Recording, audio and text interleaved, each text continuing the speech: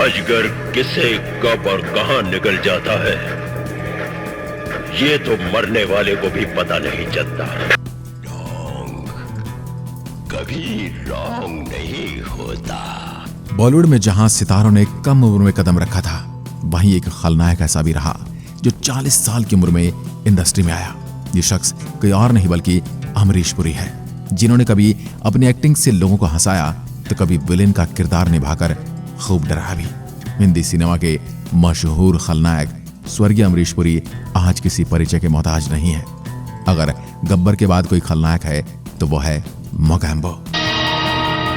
मोगैम्बो खुश। अमरीश पुरी के अंदर ऐसी अद्भुत क्षमता थी कि वह जिस रोल को करते वह सार्थक हो उठता। अगर आपने उन्हें मिस्टर इंडिया के मोगैम्बो के रोल में देखकर उनसे नफरत की थी, तो उन्होंने ही दिलवाले दुल्हनिया ले जाएंगे में सिमरन का पिता बनकर सबके दिल को छू लिया था। और वहीं फिल्म घातक में सनी देओल के पिता का किरदार निभाकर उन्होंने खूब वाहवाही लूटी थी, लोगों को खूब रुलाया था। अमरीश पुरी हर किरदार में फिट होने वाला एक आदर्श अभिनेता थे। एक पिता, दोस्त और विलेन, तीनों ही किरदार पर उनकी पकड़ उन्हें एक महान कलाकार बनाती है। हिंदी सिनेमा इस महान अभिनेता के बिना शायद अधूरा ही रहता। अमरीश पुरी ने अभिनय कला का एक दमदार परिचय दिया है और हिंदी कला जगत में अपना मुकाम स्थापित किया है।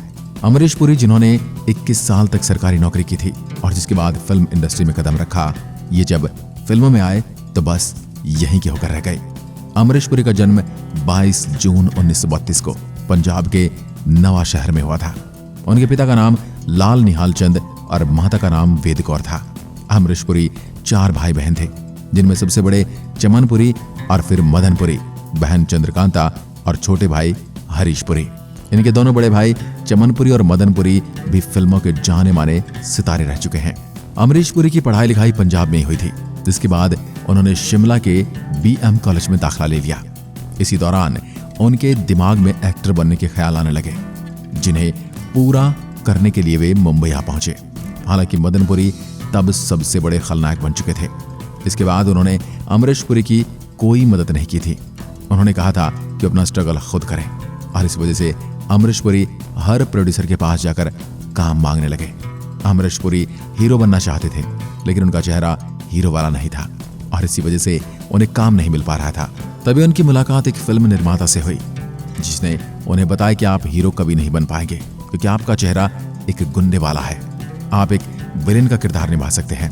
आपके चेहरे में एक नकारात्मकता दिखाई देती है जो विलेन के किरदार के लिए सूट करती है। उस निर्माता की बात सुनकर अमरीश पुरी उदास हो गए और उन्होंने अपना हीरो बनने का सपना वहीं छोड़ दिया। लेकिन वे मुंबई में ही रहना चाहते थे, इसलिए वहीं पर उन्होंने नौकरी की तलाश शुरू कर दी। उन्हें बीमा कंपनी में सरकारी नौकरी भी मिल गई। 21 साल बाद फिर से अमरीश पुरी का ध्यान फिल्मों की तरफ आ गया। उन्होंने नौकरी के दौरान थिएटर करना शुरू कर दिया था। 1961 में अमरीश पुरी ने रंगमंच से अपना करियर की शुरुआत की थी। इसके बाद अमरीश पुरी की महान नाटककार पंडित सत्यदेव दुबे और गिरीश कर्नाड ने अपने नाटकों में उन्हें बतौर असिस्टेंट काम दिया। ये वही पंडित सत्यदेव दुबे थे जिन्हें पूरी जिंदगी अमरीश पुरी ने अपना गुरु माना, क्योंकि इन्होंने ही उन्हें एक्टिंग के लिए आगे बढ़ने को कहा था। नाटकों में काम करते उन्हें संगीत नाटक अकेडमी अवार्ड साल 1979 में मिला था। यहाँ से उनका फिल्मी करियर शुरू हुआ और उन्हें छोटे मोटे रोल मिलना शुरू हुए। 40 साल की उम्र में उन्होंने अपनी पहली मराठी फिल्म की थी, जिसका नाम था शांतता कोर्ट चालू आहे, जिसमें उन्होंने एक अंधे सिंगर का किरदार किया था। लेकिन अमरीश पुरी की डेब्यू फिल्म थी भीष्मा और शेरा, जो कि साल 1971 में आई थी। इससे पहले वे 1970 में आई फिल्म प्रेम पुजारी में दिखाई दिए थे। इस फिल्म के हीरो देवानंद थे, जबकि अमरीश पुरी का किरदार काफी छोटा था। ये वो दौर था जब अमरीश पुरी को केवल सपोर्टिंग किरदार मिलते थे, यानी उन्हें मेन विलन के पीछे रहने वाला कहा जा सकता है। इस फिल्म में उनका काम केवल खड़े रहना था। हालांकि कुछ फिल्मों में उनको डायलॉग भी दिए गए, लेकिन वो भी न के बराबर रहे।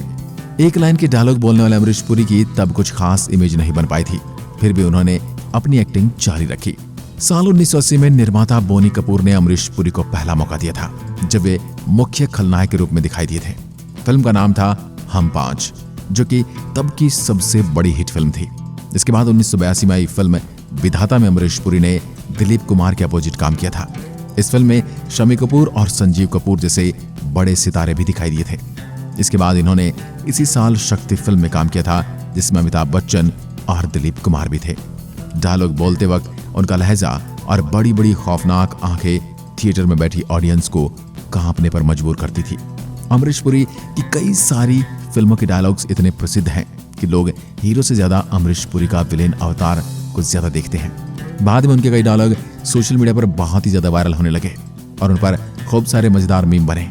उनके कुछ फेमस डायलॉग में मोगैम्बो खुश हुआ, आओ कभी हवेली पर, जवानी में अक्सर ब्रेक फेल हो जाया करते हैं, डोंग कभी रॉन्ग नहीं होता, कभी रॉन्ग नहीं होता, जा सिमरन जा, जी ले अपनी जिंदगी। जब भी मैं किसी गोरी हसीना को देखता हूं तो मेरे दिल में सैकड़ों काले कुत्ते भौंकने लगते हैं। तब मैं ब्लैक डॉग विस्की पीता हूं। और फिल्म घातक का क्रोध को पालना सीख काशीनाथ। आपको इनमें से कौन सा डायलॉग सबसे ज्यादा पसंद है, हमें कमेंट में लिखकर बताइए। 12 जनवरी 2005 को 73 वर्ष की उम्र में अमरीश पुरी जी का निधन हो गया। उन्होंने अपने करियर में 220 से ज्यादा हिंदी फिल्मों में काम किया, जिनमें से ज्यादातर फिल्मों में उन्हें खलनायक की भूमिका ही मिली थी। आज की वीडियो में बस इतना ही। अगर वीडियो पसंद आए तो लाइक कीजिए और ऐसी वीडियो देखने के लिए हमारे चैनल को सब्सक्राइब जरूर करें। धन्यवाद।